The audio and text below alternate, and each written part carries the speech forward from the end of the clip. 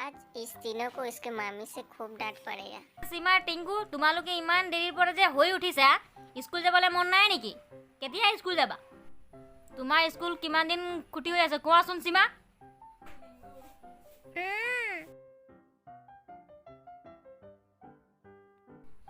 নহয় মা মোৰ মাত্ৰ 2 দিনহে ছুটি হৈছে মোৰ গা ভাল নাছিলে কিন্তু টিংকু দাদাই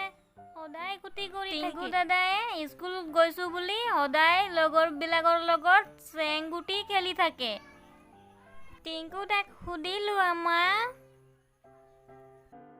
যদি মই মিছা কথা কৈছো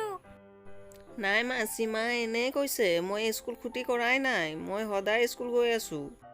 সীমায়ে মিছা কথা কৈছে মা মই লগৰবিলাকৰ লগত চেংগুটি খেলাই নাই সিয়ে চাগে খেলে সেইটো কাৰণে কৈছে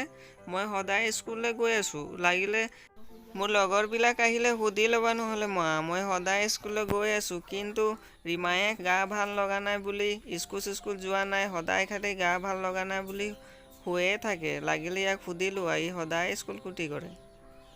নাই মা টিংকু তাই এনে কৈছে মোৰ সঁচাকৈ কেইদিনমান গাটো ভালেই লগা নাছিলে সেইটো কাৰণে মই স্কুল যাব পৰা নাছিলোঁ টিংকু তাই চাগে সঁচাকৈ লগৰবিলাকৰ লগত চেংগুটি খেলি থাকে সেইটো কাৰণে মোকো এনে কৈ দিছে যে এনেই গা ভাল লগা নাই আৰু শুই আছে বুলি স্কুল ক্ষতি কৰি মই সঁচাকৈ মোৰ গা ভাল লগা নাই সেইটো কাৰণে শুই আছিলোঁ মা সীমা বায়ে মোৰ গা ভাল লগা নাই বুলি মাক কৈ দিয়াই নাই এতিয়া চাগে মায়ে মোক গালিয়ে পাৰিব হ'ব হ'ব তোমালোকে কোনে কিমান স্কুল গৈছে মই গম পাই আছো আজিৰ পৰা মই তোমালোকৰ স্কুল ক্ষতি হোৱা শুনি নাপাব লাগে